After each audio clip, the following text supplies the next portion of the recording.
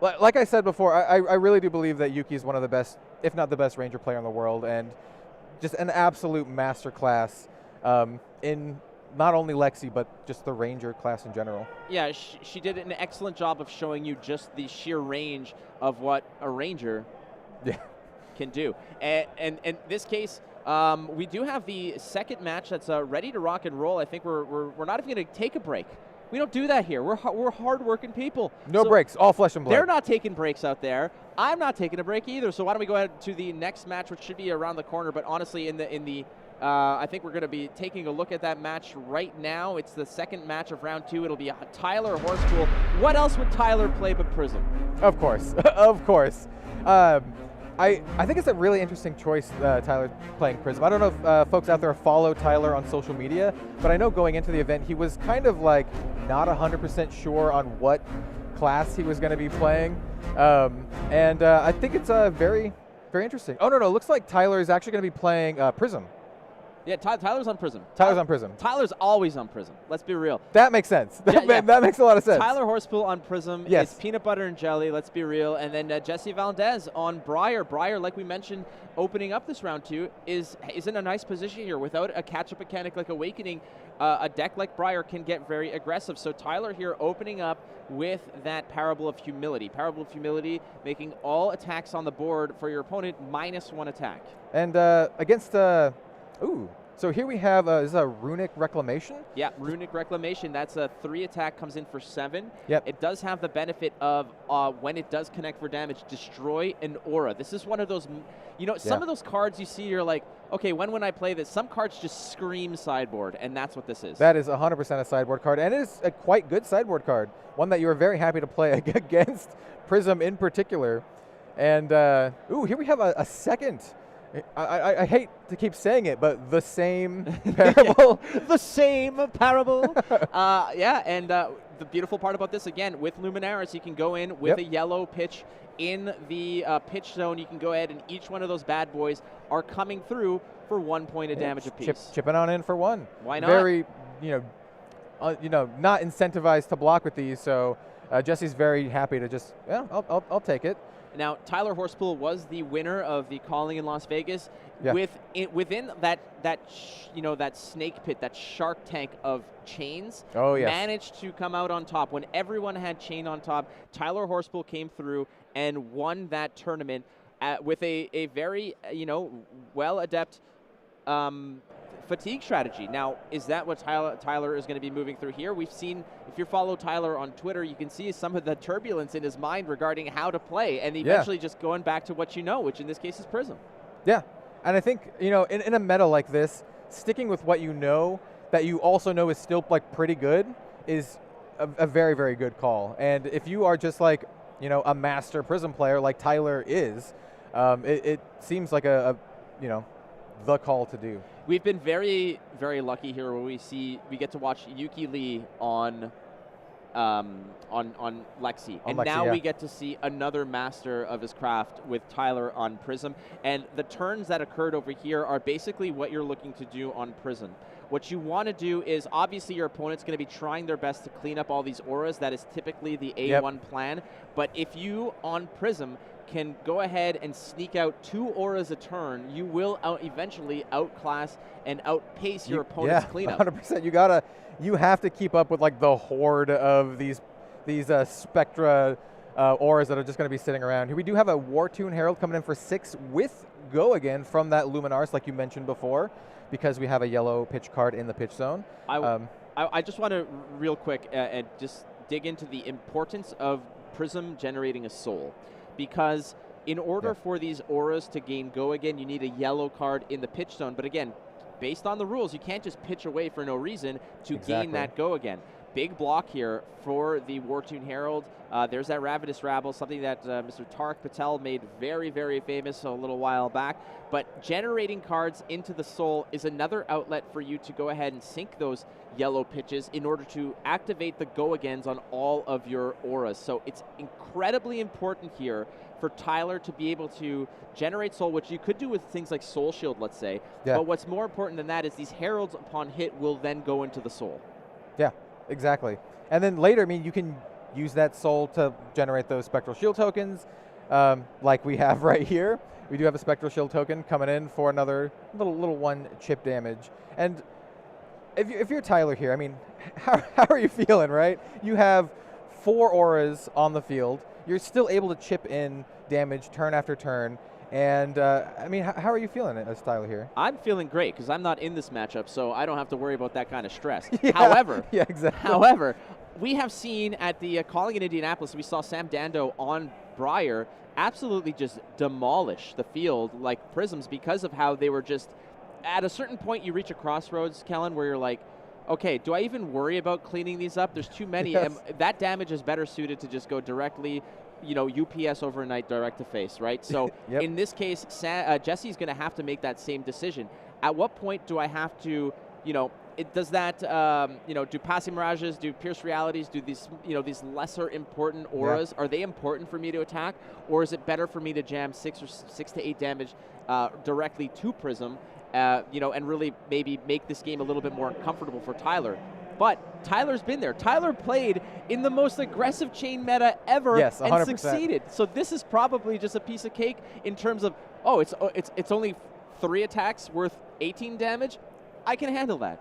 I would describe Tyler as a very meticulous player, right? He's going into this knowing like everything's super, super calculated, and he's like in his element, I would say, especially against the aggro Rune Blade.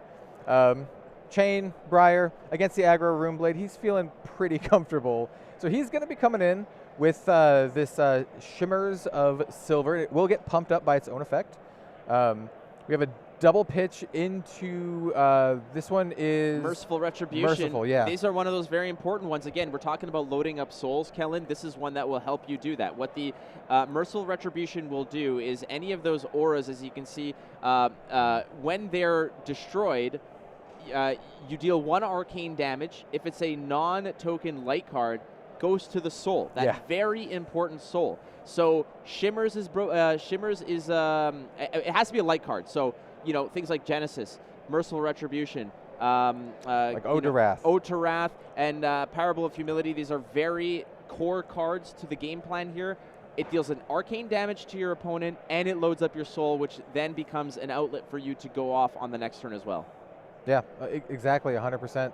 And Tyler's just very happy, just chipping in with those auras, poking away with the Luminaris and auras. If you're Jesse here, and I've been in his position, you're just sitting down the horde of auras. Very, very pretty cards, but also very, very scary when you're looking at them across the board. Ooh, this is a good card to have in this situation. We talked about it before, the Runic Reclamation. This is a card that you specifically sideboard in against Prism. And the tough part here is, again, Tyler's presenting a lot of, auras, a lot of options. But again, there's kind of like a tier list. Genesis, S tier, one of those very, very important ones. Merciful Retribution as well. Shimmers is up there in terms of importance as well. So Jesse eventually is going to have to make decisions here. What's more important? In my opinion, you got to get rid of that Merciful Retribution. Oh, for sure. That is your A1 priority right now. Shimmers will grow. It'll also grow your other auras should you want to sort of spread the love around, sprinkle some of those counters a little bit. But that is a card that you absolutely have to respect. Everybody gives a lot of love to Genesis as a very important target, justifiably so. But Merciful Retribution... I've died to it many times, there actually, you go. yes. I played in a tournament at Harry Tarantula in Toronto against Dave Rude, and my lethal against Dave Rude was I had 3 Spectrals, and I jammed that out, I snuck it in, and that was it. He's like, I see what's coming, and there it was. So that's a big card as well, though. You want to know another scary card? This is a Herald of Erudition. This is just a casual dominate. It also lets you draw some cards, and it also will have Go Again because of Luminaris. This is a very, very powerful card in Prism's back pocket, I would say. We're talking about other heroes, and when you're counting those threats, Art of Wars with Chain, 3 of a Kinds with Lexi, that's the one you got to pay attention to and respect if you're Jesse Valdez. And he is respecting it. You can absolutely do that, exactly, because you have the equipment to do it. Yeah, and I mean, you kind of just need to save your equipment for these kind of situations, right? And Tyler's still pretty happy following this up with his onslaught of auras poking on in. It's like Kadachi's on turbo mode. Turbo mode. And as you can see, I believe so the part of the block was made there as well, and then the follow-up. This is that scenario where Prism sometimes is like, all right, Katsu, I see 2 Kodachis. I got 4 now. So Yeah, let's keep going, no problem. And they also have like these effects that do stuff, and they swing for free, and so it looks like we're gonna have a block. We're gonna block one of the attacks with a Exude Confidence here. Yeah, and when you're facing this down, obviously you're like, okay, why are you throwing away an attack to a card to a small block? Jesse's also evaluating the hand and saying, okay, if I have X amount of go against this, that, I'm going to be left with a card in my hand that does nothing, so might as well sacrifice it and soak up damage. But again, Tyler Horspool at 40, and I don't know how many games I've seen of Tyler playing where you're knee deep in the game, and he still hasn't even been tickled, even a little bit. He's an absolute brick wall right now. He has 5 auras. Like, I don't like seeing like 2 or 3. He's got 5 of them, and all Jesse can do right now is to just try to clean it up bit by bit. Like I said, you gotta respect. And we have an immediate spectral shield just slamming on in. He's like, hey, you know what? You can get rid of one. Haze bending, baby. Yeah, exactly. Yeah, I'm telling you, his game plan, his board right now is built like a brick S house, as it were. I would agree. There's an Ode to Wrath. Here we have an Ode to Wrath as well. So this is one of those pivotal junctures for Jesse where you have to eventually, if you can't clean this up efficiently, if you do not have a way to generate action points like time skippers, if Briar can play Blink, it's completely possible. It's in her kit. That's true. But even then, you play Blink, you clean up 2, you still got 4. And like, not only that is all these cards synergize very, very well, right? Like when one gets destroyed, it's like a Hydra, right? When one gets destroyed, 2 more takes its place. Like you said, it is a brick house. It is a brick house. I do not envy Jesse's situation right here. Not at all. I mean, 1-0 is a nice way to start the day, but when you're paired up against the exactly. Prism player, it's nasty, baby. You talk about players who have put a lot of work into Prism. Yeah. One that I would definitely say is Dalen Mack. Dalen Mack plays 100%. More 100%. Prism than I've ever seen. But Tyler Horspool, until otherwise declared, is probably the go-to Prism master at this point. I would agree. I would agree. And I would find it pretty hard-pressed for folks to disagree with that statement. Time and time again, Tyler has shown that he's just like an absolutely phenomenal Prism player. Not only that, but I said this about Yuki and Ranger. I'll say this about Tyler and Prism. Tyler, one of the best Prism players in the world. Cody Williams and Chain. Yeah, 100%. Definitely another one of those. Definitely. So in this case, here we are, and we're at a juncture here where, unfortunately for Jesse, you're staring down this massive wall, but it's not out of reach. There's enough life total here. Exactly. Again, the way that Prism's playing, it's not going to be the objective for Tyler is not to throw too many heralds at you. That's not the game plan. The game plan is to use the heralds perhaps when you have an opportunity, but mainly it's for blocking, it's for pitching, and if you get a chance, obviously you want to be throwing your Herald of Eruditions there. But yeah, the heralds are like just icing on the birthday cake, right? You got your main course. You have your main course is all of these auras, and then when you can just lay on like the tasty dessert, a good old 7 go again tasty dessert, then you're very happy. Oh, definitely happy. But you're also very happy just chipping away with all of like this onslaught of auras here. Yeah, and there's 6 candles on this birthday cake right now, and Jesse's doing his best to blow them out. I mean, let's be real. So the spectral shields, completely possible to go ahead and deal with them. If you come in with a tall enough attack, eventually those spectral shields will bite it. There's not much of a penalty here because the Merciful Retribution was wiped out. Again, Merciful Retribution saying that whenever an aura is removed from the board or destroyed, so those spectral shields, for example, will deal 1 arcane damage to your opponent. Now with Ode to Wrath, that becomes 1+1. So you can see how this house of cards is so intricately stacked, but it's sturdy enough and it's devastating enough that it can survive, and one just little nick and cut becomes devastating. So this could be a pretty big turn for Jesse. We have a Sting of Sorcery into a very, very, very powerful card from Everfest here. That is Swarming Gloomveil. Yeah. That is one of those A+ cards. The Swarming Gloomveil won't be fully activated because we don't have the auras that are needed to do that. Pressing through here, Lightning Press. We've seen just how powerful this card could be. Again, just adding 3 on top of the damage. So that is now a 6 attack Swarming Gloomveil. So if you're Tyler here, like how much of this are you committing? Is he just going to take this? Well, I mean, I don't see why. Again, you have to evaluate your hand. The best players in the world will know that at the end of their turn, they're going to have no cards in hand and hopefully an arsenal. Yeah, so it looks like he took it, and then Jesse's following that up with a Sonata Arcanix. He will generate a Embodiment of Lightning because that's his second non-attack this turn, which is a great card for setting up a future explosive turn. That Embodiment of Lightning actually could be quite good against this onslaught of auras.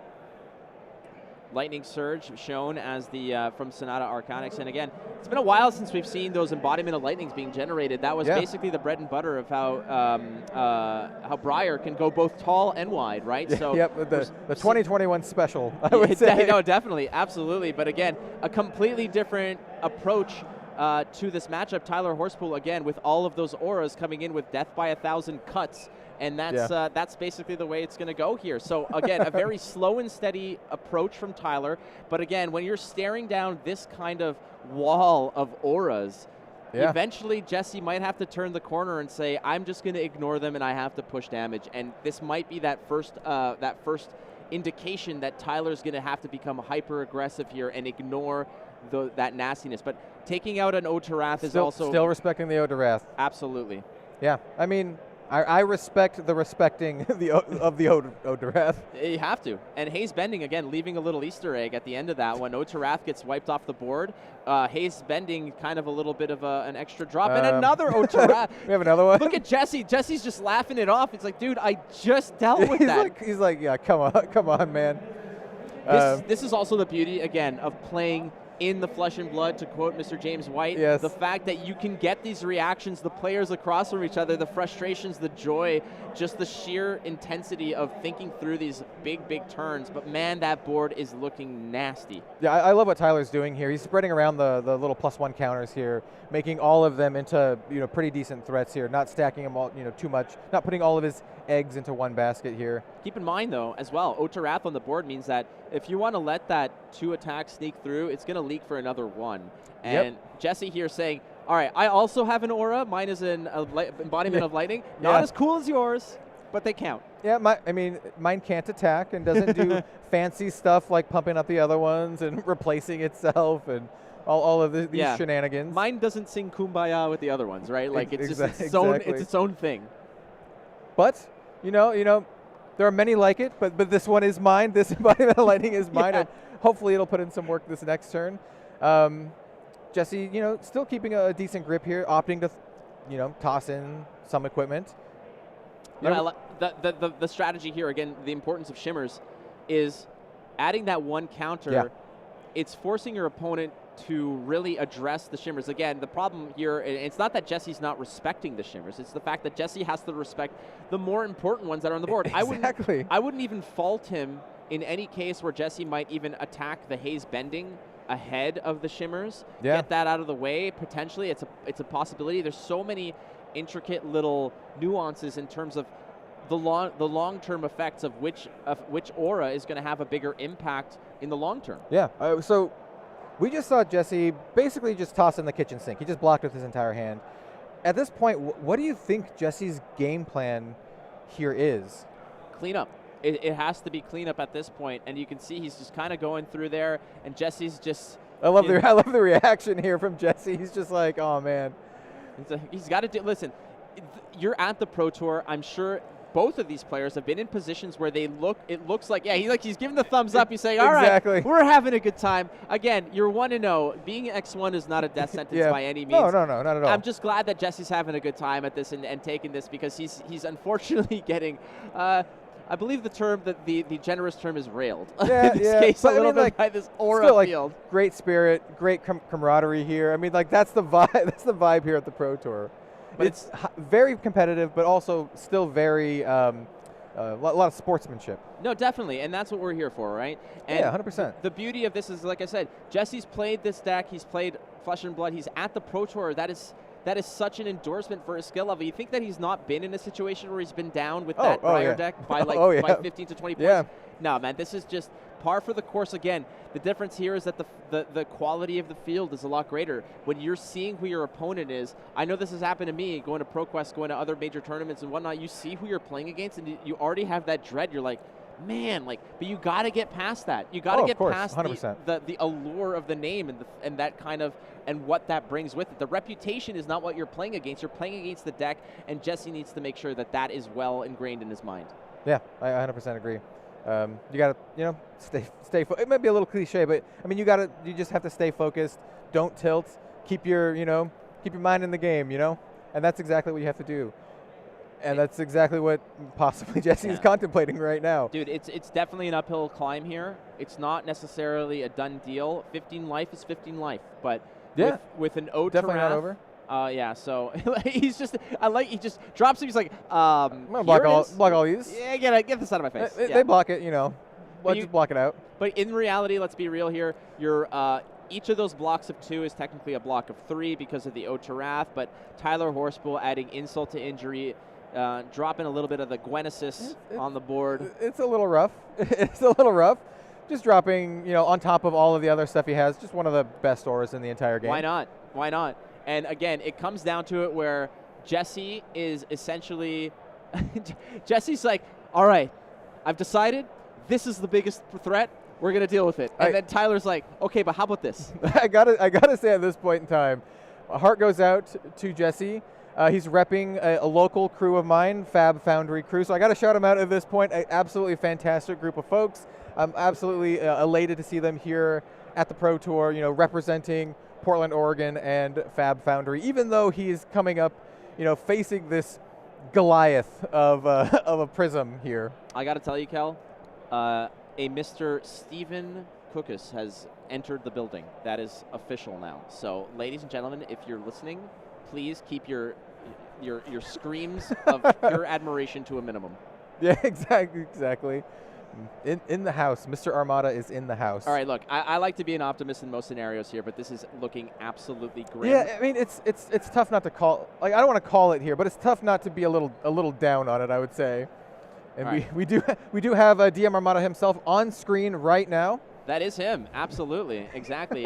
Just a cornucopia of knowledge as you see it blossoming, the trees and the blooming nature of perfect his representation. Wonderful mind. That is a scoop here from Jesse. I believe we call that a flunge. You just toss it on in. You deal with this. Wonderful, wonderful game there played by Tyler Horspool. Unfortunately, that's the nature